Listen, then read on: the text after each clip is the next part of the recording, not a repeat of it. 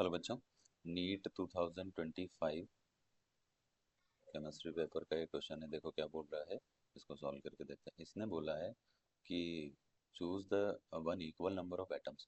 कौन सा इन चारों पांचों में से जो equal number of atoms contain कर रहा है वो बताना।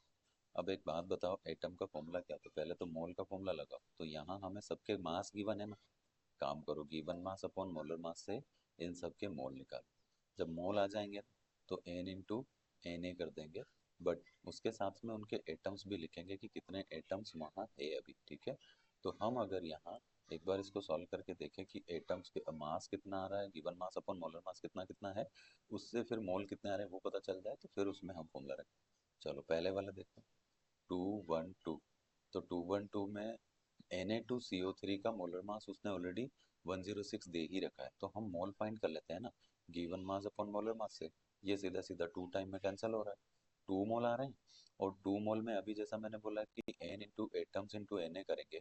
अब यहाँ एन ए वाली वैल्यू नहीं लेके हम सीधा अगर एटम्स ही रख दें, चलो एन ए भी फॉर्मूला तो होता है, फॉर्मूला तो होता है ये, पर इसमें हमारे पास जो डेटा है वो पुट करो तो N2 आ गया। एटम्स कितने हैं देखो, 2 सोडियम और 3 ऑक्सीजन हो गए 5, और एक कार्बन 6, तो यहाँ आ गया 12। तो पहले का आंसर है 12।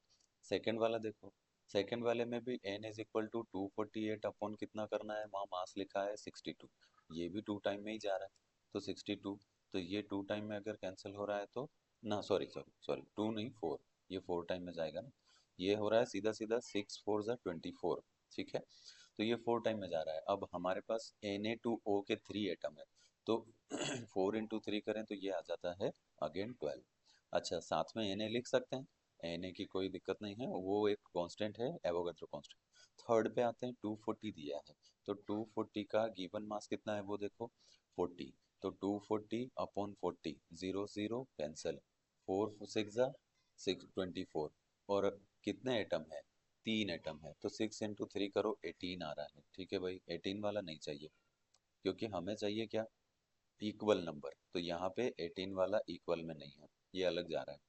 तो बताओ ए और बी तो है, ए भी था और बी है जो भी 12 है, ये दोनों तो इक्वल है।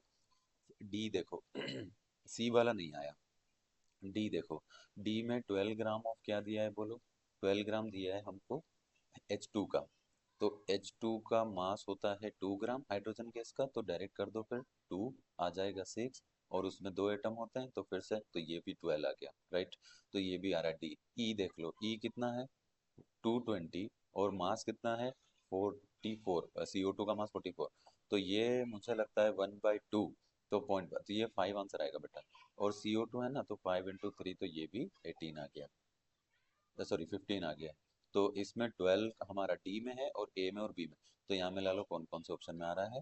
देखो, ए में 12 है, बी में 12 है, और डी में भी 12 एटम है। तो ए बी डी कहाँ कहाँ है, A B C, A B D और बी सी डी, ये वाला आ जाएगा सेकंड ऑप्शन। Thank you.